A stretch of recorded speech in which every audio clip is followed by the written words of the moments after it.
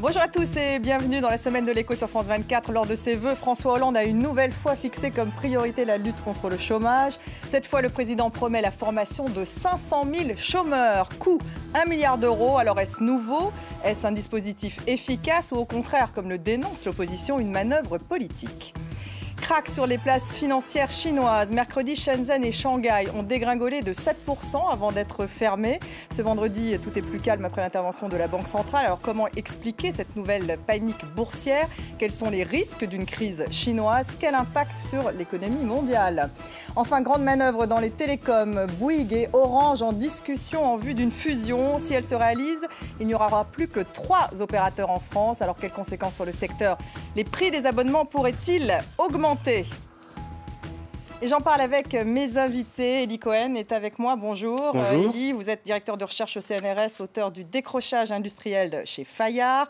Pierre Briançon, bonjour, correspondant au magazine Politico. Également Philippe Lenchener, publicitaire, bonjour. Ancien président de la mission gouvernementale Marque France. Alors vous le savez, François Hollande a annoncé la formation de 500 000 chômeurs, alors que la courbe du chômage ne s'inverse toujours pas. Ce nouveau programme pourrait-il être une solution, un goût de déjà-vu, une manœuvre politique pour réduire les chiffres, dit-on dans l'opposition? Son coût est important, 1 milliard d'euros. Alors pour ou contre, on en débat après ces quelques réactions. S'il y a un état d'urgence sécuritaire, il y a aussi un état d'urgence économique et sociale. La lutte contre le chômage reste ma première priorité. Un plan massif de formation des demandeurs d'emploi sera lancé. 500 000 personnes de plus seront accompagnées vers les métiers de demain. La formation, oui, bien sûr que c'est utile. 500 000, on n'y arrivera pas. C'est hors de portée. Donc le vrai problème, c'est de créer des emplois. Et quand je dis qu'il faut changer de logiciel, ça n'est pas en finançant à coups de milliards, qu'on n'a pas d'ailleurs, sur le budget de l'État, des emplois non productifs et non durables. C'est en remettant nos entreprises en situation de créer des emplois. Elie Cohen, c'est infaisable, ce n'est pas nouveau, pour ou contre? Écoutez, d'abord, je trouve que c'est Emmanuel Macron qui a parlé vrai sur cette question. Il a dit que sur les 28 pays européens, il y en a 4 qui font très mal, qui font beaucoup plus mal que les autres. En termes d'emploi? En termes d'emploi, et où la situation du chômage s'est même dégradée. Et parmi ces 4, il y a la France. Et donc il dit quand on parler vrai d'Emmanuel Macron. Oui, c'est le parler vrai d'Emmanuel Macron. Et donc quand on est dans ce cas-là, ça veut dire qu'on n'a pas tout essayé. Et donc chercher l'erreur, parce qu'en même temps, il est au gouvernement. Donc cette formation de 500 000 chômeurs, c'est quelque chose de nouveau? Il a été le conseiller du président. Donc apparemment, ce qui a été fait, notamment les 1001 réformes de la formation, les 1001 réformes de l'accès à l'emploi pour les PME, les 1001 aides sociales, etc., n'ont pas eu beaucoup de portée, n'ont pas été efficaces ou en tout cas, il y a un problème. Donc le fait qu'on essaye à nouveau est tout à fait justifié. Le fait que, pour une fois, on veuille plutôt privilégier les formations longues, le fait qu'on veuille plutôt privilégier les formations vers des emplois identifiés comme tels, notamment dans le numérique, est plutôt une bonne nouvelle.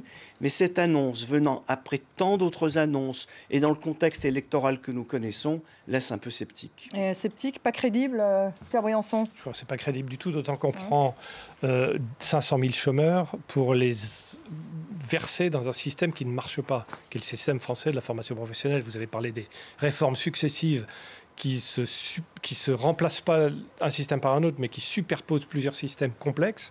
Alors effectivement, on veut les former pour des métiers dits en tension, où il y aurait des besoins particuliers de l'économie française. Ça avait déjà échange et gestion. Déjà tenté par opposition à langue et littérature générale, c'est échange et gestion. Après des réformes héros, enfin la réforme Fillon, etc. Donc on les prend, on les met dans un système dont on sait qu'il ne marche pas, qui est une immense machine à financer les syndicats et à gaspiller de l'argent, une machine inégalitaire. Donc c'est du gaspillage pour vous? Si le système de formation... Le système de formation ne marche pas. Écoutez, on a fait 3 grandes réformes du système de formation au cours des 10 dernières années. Et les diagnostics ont toujours été les mêmes. C'est-à-dire gabegie des OPCA, incapacité à orienter la formation vers ceux qui en ont véritablement besoin. Des emplois peu pérennes également. Exactement. Donc on n'arrive pas à réformer le système. Il faut croire que les intérêts organisés sont trop puissants. Et une telle annonce n'est pas équivalente à une réforme, ce que vous dites. Ah non, absolument pas une réforme, au contraire. Pas. Philippe Lenchener, peut-être réagir. Ce qui vous manque, êtes pour ou contre, vous, Pardon, en tant que publicitaire? Ni pour ni contre, parce qu'il y a une chose que je ne connais pas, moi, il y a une chose qui me manque, c'est la stratégie. Je m'explique. Le débat, toujours dans la vie, en économie, il y a une offre et une demande, quoi. Donc ça sert à rien de former des gens s'il n'y a personne pour les engager. Donc pour qu'il y ait quelqu'un pour les engager, ça veut donc dire qu'il faut qu'on sache où ça va. Voilà, c'est-à-dire qu'on forme ces gens pour aller où. Et là, à ce moment-là, il y a une chose qui nous manque, c'est la définition des filières. Une filière, si vous prenez par exemple l'aéronautique, ça va d'Airbus au lycée professionnel. Les Anglais, Margaret Thatcher, elle a su faire un truc. C'est-à-dire qu'à une époque, elle a dit « je veux des gens dans la finance ».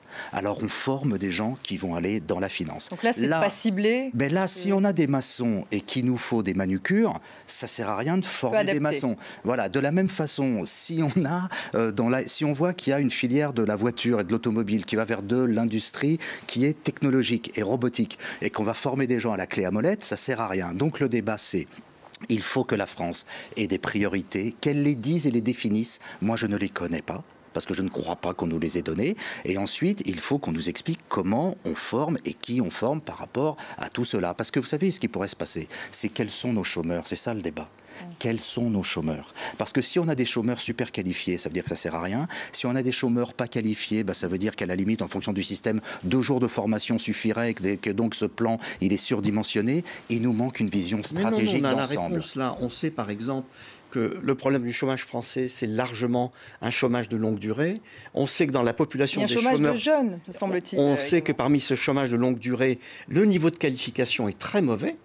C'est-à-dire que les apprentissages les plus élémentaires ne sont pas toujours maîtrisés. Donc on sait tout ça, on a une bonne image. Donc il va maquiller les chiffres. C'est discutable, parce que nous sommes depuis 1945 avec de mauvaises définitions du chômage.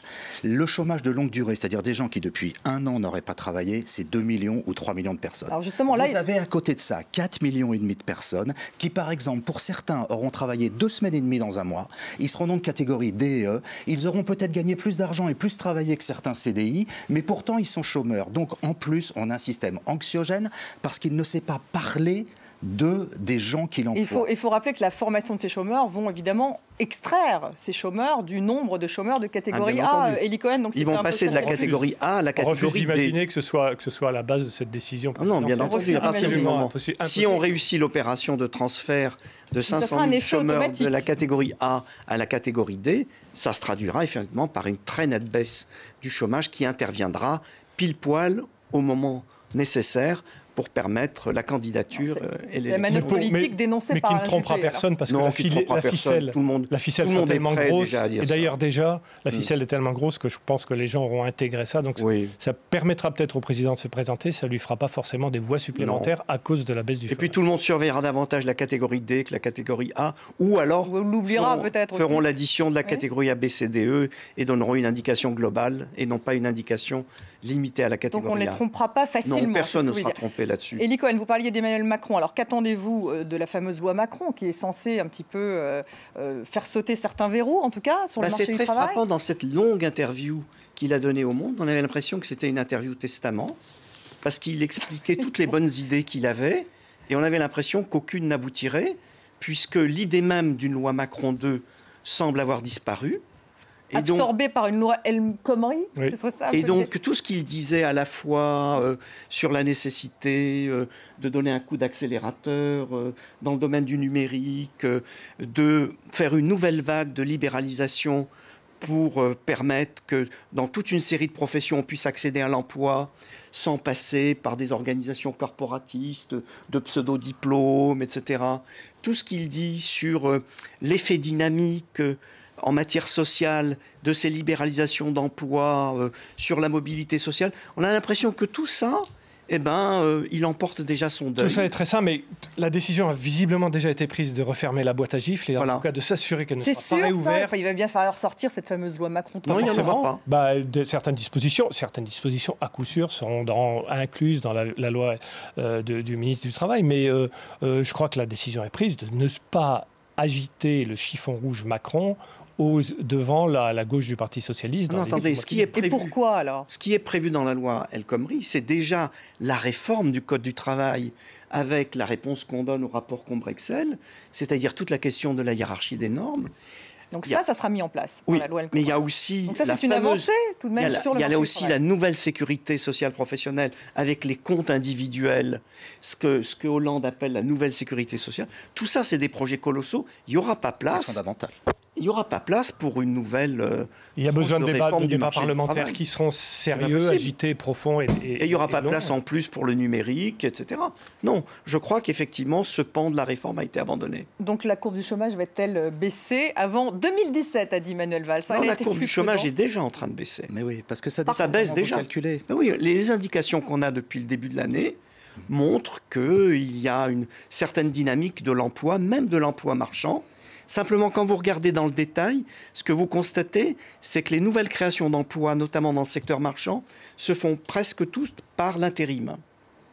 Et donc, il n'y a pas encore le moment, mais qui intervient normalement plus tard dans le cycle, de la pérennisation de ces emplois. Mais il y a déjà une dynamique d'emploi. Donc elle n'est pas pérenne forcément, c'est ce que vous dites. Et voilà, elle n'est pas liée ça nécessite à une véritable confirmation. Reprise. Sous réserve d'un nouvel accident de croissance. Sous réserve d'un nouvel accident, bien entendu. Pendant l'année. Alors, les chiffres de la croissance n'ont pas l'air, en tout cas, d'être plutôt revus à la hausse cette année. Merci à tous les trois. C'est la fin de cette première partie. On se retrouve dans la deuxième partie. Restez avec nous sur France 24.